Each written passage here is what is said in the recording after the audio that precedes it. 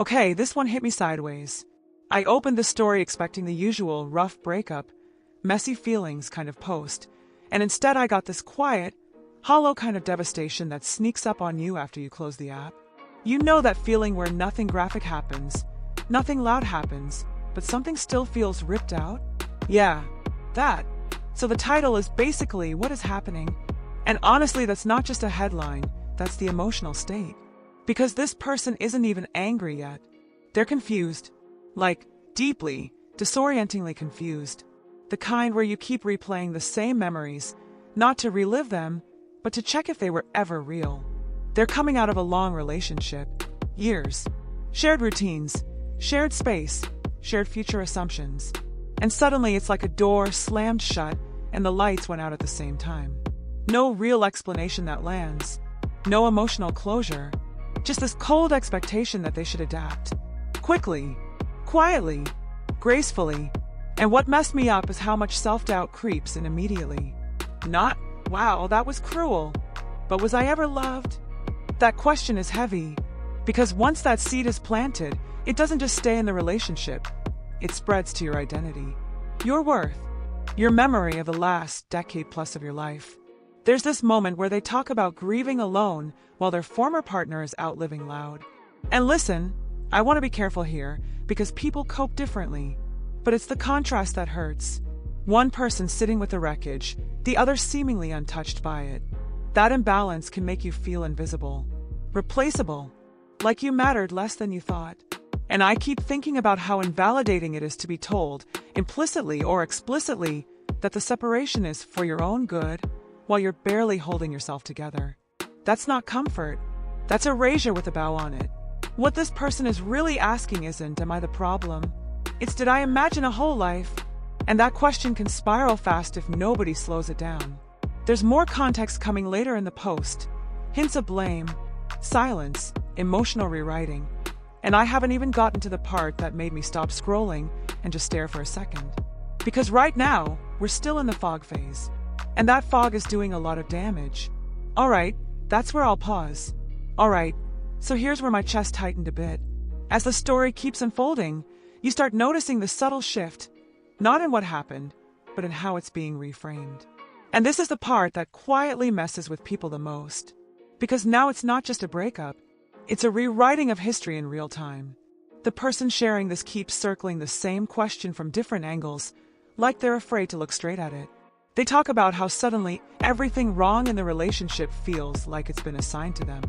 Not discussed, not unpacked, just dropped in their lap like a final bill they didn't know they were running up. And listen, if you've ever been through this, you know how destabilizing that feels. One day you're a partner, the next day you're the explanation for everything. What gets me is how quickly they start questioning their own memories. Was I actually difficult? Did I miss something obvious? Is this my fault and I just can't see it yet? That's not accountability, that's confusion mixed with grief. And those two together are dangerous because they sound like clarity when they're not. There's also this quiet pressure they mention. Not shouted, not aggressive, just assumed. Like they were supposed to move out. Accept the distance, accept the blame, accept the silence, all without pushing back too much. Almost like protesting would make them the villain in a story they didn't even get to co-write. And I want to pause here because this is important. Being calm doesn't mean being okay. Being cooperative doesn't mean you agree. Sometimes it just means you're in shock. The way they describe being locked out of conversations, decisions, emotional access, that's not just separation. That's isolation. And isolation has a way of making people turn inward and start interrogating themselves instead of a situation. What really stuck with me, though, is how they're not asking for revenge or validation. They're asking for sense, for a narrative that doesn't make them feel disposable. That doesn't reduce years of connection into a shrug and a checklist of faults. And at this point in the story, I can feel the audience split.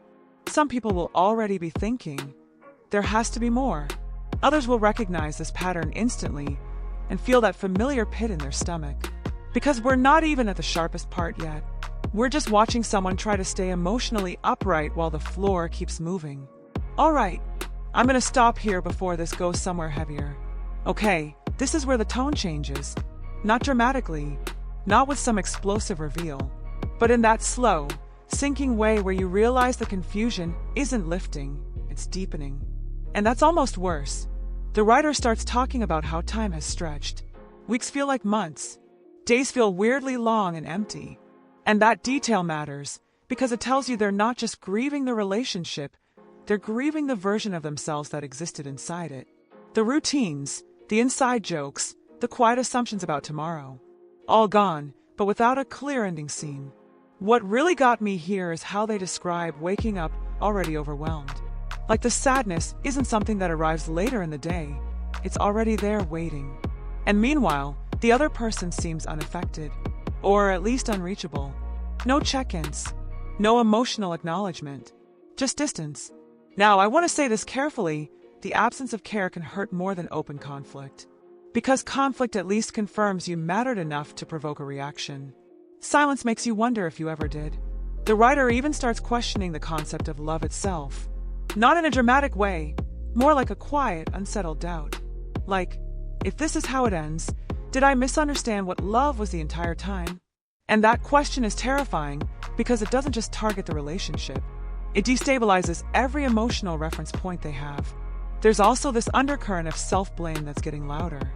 Not because anyone is shouting at them, but because there's no one correcting the narrative. When you're left alone with your thoughts long enough, they start sounding like facts. And this is where I felt protective, because this person isn't asking to be chased. They're asking to be seen. To have someone say, yes, this mattered. Yes, this ending is painful. No, you're not wrong for hurting. Instead, they're sitting with unanswered questions that keep multiplying. Why the emotional shutdown? Why the sudden certainty on the other side? Why does it feel like grieving alone while the person you shared a life with is already elsewhere? And I could feel the shift coming, from confusion to something heavier. Not anger yet, more like a hollowing out. That stage where you start wondering if there's something fundamentally unlovable about you, because that feels easier than accepting that someone could disconnect this completely. We're not at the bottom of the spiral yet, but we're close. You can feel it in how their questions are turning inward instead of outward. I'm gonna pause here. Alright, this is the part where the emotional weight stops floating and starts pressing down. The writer reaches a point where the questions change. It's no longer just, why did this happen? It becomes, what does this say about me? And that shift is brutal, because now the pain isn't just situational, it's personal. They start wondering if they were ever truly chosen. Not in the beginning, but throughout. Like maybe the relationship was something their partner tolerated rather than cherished. And even typing that out feels heavy, because that kind of thought doesn't come from nowhere. It comes from a sudden lack of reassurance where reassurance used to live. There's a moment where they talk about feeling replaced by normalcy. Not another person necessarily, just a life that continues without them. And honestly, that can hurt more, because it suggests you weren't a pillar, you were furniture, easily rearranged. What I noticed here is how careful they are not to demonize the other person. They keep giving them the benefit of the doubt. Maybe this is how they cope. Maybe they're just built differently.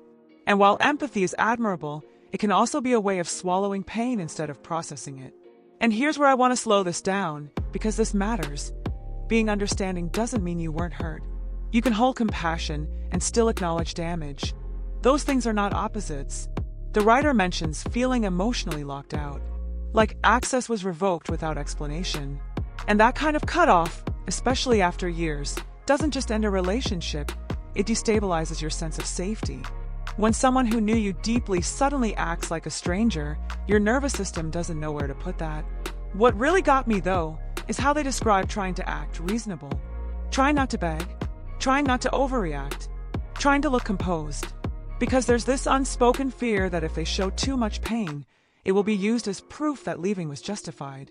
That's such a lonely place to be, performing strength while unraveling privately. And you can feel the exhaustion setting in. Not dramatic exhaustion, the quiet kind. The kind where even thinking about the future feels like too much effort. Where hope feels abstract and memory feels sharp. At this point in the story, the comments start creeping into my mind. The ones that will say, you'll be fine eventually. And maybe that's true. But right now, that's not the emotional register we're in. Right now, we're still inside the wound. I'll stop here before this goes deeper. Okay, This is where the story starts doing something subtle but important. The writer doesn't just stay in pain, they start noticing it. Almost like they step half an inch outside themselves and go, wait, something about this feels wrong. Not the breakup itself, the way it happened. The emotional math isn't adding up. They talk about how there was no gradual distancing they could point to. No long series of warnings that made sense in hindsight. It felt abrupt, clean on the outside, messy on the inside. And that kind of ending messes with your intuition because you're trained to look for causes, not cuts. What stands out is how they describe being given conclusions without context, decisions without dialogue, like the outcome was finalized somewhere they weren't invited. And that creates the specific kind of grief where you're not just mourning loss, you're mourning exclusion. There's also this moment where they acknowledge how hard they're trying to be fair, to not villainize, to not assume bad intent. But the more they try to be balanced, the more unbalanced the emotional load becomes. One person gets certainty, the other gets ambiguity, and ambiguity is exhausting. You can hear the fatigue in their tone now. Not hysterical, not dramatic, just worn down by unanswered questions that loop back on themselves. Every explanation they offer themselves collapses under its own weight. What really struck me is when they admit they feel silly for wanting answers. Like closure is some childish need they should have outgrown. And that's such a common lie people tell themselves. Wanting understanding isn't weakness. It's human. They also start noticing how their emotional needs are being framed as too much. Not directly said, just implied through distance, silence, and the expectation that they'll quietly comply. And when someone treats your pain like an inconvenience, you start minimizing it yourself. This is the part where the audience usually starts arguing in the comments. Some people will say, "You're not entitled to explanations." Others will say, "After that many years, you absolutely are." And honestly, I think both sides miss the point. This isn't about entitlement. It's about dignity.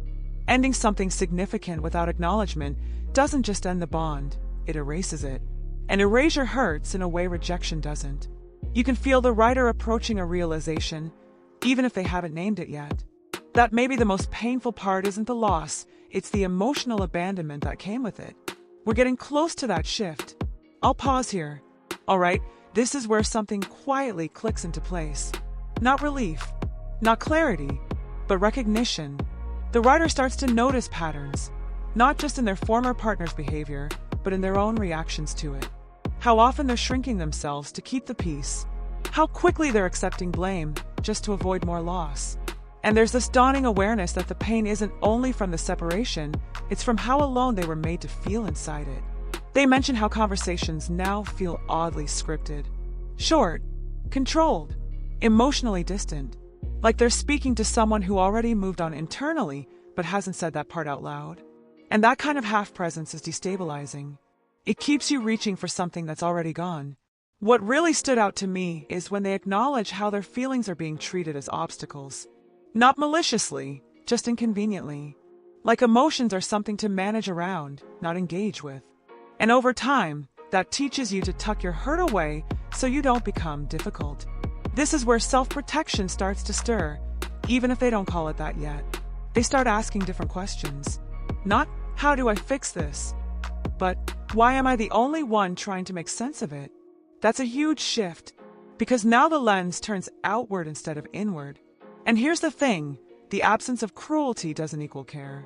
Someone can be calm, polite, even respectful on the surface, and still be emotionally unavailable in a way that causes real harm. That nuance matters. The writer doesn't accuse. They observe. They note how their grief feels rushed, how there's an expectation to be okay before they've even understood what happened. And that pressure creates shame, the sense that taking up emotional space is somehow wrong. I felt this part deeply, because this is where people often lose trust in themselves. They think, if I'm hurting this much, maybe I'm the problem. But intense pain in response to sudden disconnection isn't dysfunction. It's attachment doing what it does. And for the first time, you can feel the writer considering a possibility they've been avoiding, that the way this ended says more about the other person's capacity than their own worth. They don't fully land there yet. They hover near it, tentative, careful, like touching something hot to see if it burns. That hesitation tells me they're still grieving, still hoping, still afraid of what it means if they stop chasing understanding from someone who won't give it. We're approaching a turning point. Not closure, but self-preservation. I'll pause here. Okay, this is where the emotional gravity shifts. Not in a triumphant way. Not a, I'm healed now moment. It's quieter than that. Heavier, maybe. The writer starts realizing that waiting for understanding from the person who caused the confusion is slowly hollowing them out. They describe this strange in-between state, still emotionally tethered, but no longer emotionally met. Like standing at a door that used to open automatically, knocking out of habit, even though no one's answering anymore. And that habit is hard to break because it was built over years. What really landed for me here is when they admit they keep replaying conversations that never happened. Imagined explanations. Imagined apologies. Imagine moments where everything suddenly makes sense. And that tells you how starved they are for emotional coherence. The brain hates unfinished stories. There's also this growing awareness that every attempt to reach clarity leaves them feeling smaller, less grounded, less secure. And that's an important signal. When seeking answers actively worsens your sense of self, something is off. They start wondering if holding on is actually delaying the grief instead of honoring the connection. That's a painful thought because it reframes hope as harm. And nobody wants to believe their hope is hurting them. This is where the self-talk begins to soften. Not confident yet, just gentler. Instead of what's wrong with me, it becomes, why am I expecting emotional care from someone who isn't offering it? That's not bitterness. That's realism trying to surface. I also noticed how they stopped centering the other person's behavior as much.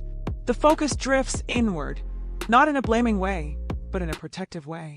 Like they're starting to ask what they need to survive this, not what they need to do to be chosen again. And that's huge. Because once you realize that someone's inability to show up emotionally isn't something you can solve, the chase loses its purpose. You don't stop caring, you stop self-abandoning. They're still sad, still grieving, still raw, but there's a subtle boundary forming. A sense that their pain deserves space, not dismissal. That their questions are valid even if they never get answers. This part doesn't end with peace. It ends with resolve beginning to form, shaky, incomplete, but real. And that's a dangerous moment for the story, because it changes what comes next. I'll stop here. Alright, this part is quieter, but it lingers. The writer starts sitting with the reality they've been resisting. There may never be a satisfying explanation. No clean sentence that makes the last years feel coherent. And that realization hurts in a different way. Not sharp, just deeply disappointing. They talk about how strange it feels to accept that someone can share a life with you and still choose emotional distance at the end. Not out of malice, just limitation. And that's harder to process because you can't argue with it. You can't fix someone's capacity. What really stands out here is how they begin to grieve without the fantasy of reconciliation. Not because they don't want it, but because holding on to that possibility keeps reopening the wound. And letting go of that hope feels like losing the relationship all over again. There's this honesty in their tone now. Less spiraling, more sadness. They admit they're tired of trying to interpret silence. Tired of wondering if every small interaction means something more. That kind of hypervigilance is exhausting. It keeps you stuck in limbo. And for the first time, they allow themselves to name the experience for what it felt like. Emotional abandonment. Not as an accusation, as a description. And naming it matters, because it validates the pain without turning it into a fight. They also acknowledge how lonely this kind of grief is. Friends mean well. Advice feels premature. Everyone wants to fast forward them to acceptance, but they're still in the middle of untangling what happened to their sense of safety. What I appreciate is that they don't rush to empowerment language. No, I'm stronger now declarations. Just a quiet commitment to stop seeking validation from someone who isn't offering it. That's not closure. That's containment. They're starting to build a small, internal boundary. I can care without chasing. I can grieve without begging. And even though that boundary is fragile, it's doing important work. At this point, the pain hasn't disappeared, but it's no longer directionless. It has shape, and shape makes it survivable. We're nearing the end of the emotional arc, but there's one last layer that hasn't fully surfaced yet. And it's the one that tends to hit people unexpectedly. I'll pause here. Okay, this is the part that feels almost too honest. The writer starts reflecting on how this experience has quietly changed the way they see themselves. Not in a dramatic, I'm broken way, more like a subtle shift in posture. Less open, more cautious, and that realization scares them. They admit they don't know how to trust their own judgment right now. Because if they could be so wrong about someone they shared years with, what does that say about their instincts? And that kind of doubt doesn't stay contained. It leaks into future connections before they even begin. What really stuck with me is how they talk about feeling embarrassed for how deeply this hurt them. Like they should have been more prepared, more resilient. And I hate that part, because grief isn't a failure of strength. It's evidence of investment. They also acknowledge something difficult. That part of their pain comes from realizing they ignored early moments of emotional distance because the overall relationship felt safe. And that's such a human thing to do. We don't audit love while we're inside it. We trust it. There's no self-attack here, just regret. And regret, when it's not weaponized, can actually be informative. Not to blame the past version of yourself, but to protect the future one. This is where the tone becomes reflective instead of reactive. They're not asking for answers anymore. They're asking for meaning. What do I take from this that doesn't harden me? How do I keep my heart open without handing it to someone who can't hold it? Those are big questions, and they don't get answered overnight. What I respect is that they don't conclude with bitterness. There's sadness, yes. There's loss. But there's also a quiet respect for their own capacity to love deeply, even if that love wasn't fully returned in the end. And that's a powerful reframe, because it shifts the story from I was discarded to I was capable of connection. One is wounding, the other is grounding. You can feel them standing at the edge of something new now. Not healed, not ready, just aware. And that awareness sets the stage for the final part, the one where the story doesn't wrap up neatly, but it does land somewhere honest. Let's stop here. All right, last part. And honestly, this one feels like an exhale that still hurts. The writer doesn't end with certainty. They end with acceptance of uncertainty, and that's not the same thing. There's no dramatic lesson, no clean takeaway. Just a quiet acknowledgement that some endings don't offer clarity, only distance. They talk about how they're learning to sit with unanswered questions, without letting those questions define their worth. That's not easy. It's not inspirational. It's just necessary.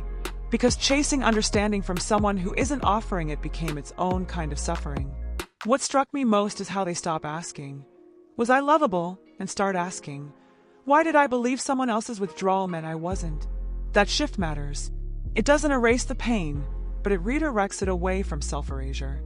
They admit they still miss the life they thought they had, the future they assumed would unfold naturally. And that grief is real, it deserves space. But now, it's being held with a little more self-respect. There's also this soft resolve forming. Not a vow to never love again. Not a wall going up.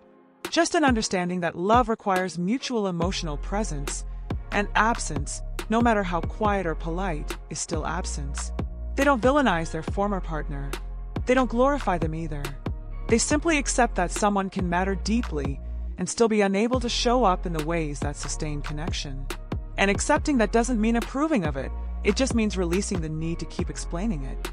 The final lines aren't about moving on. They're about moving forward while carrying the truth of what happened without minimizing it.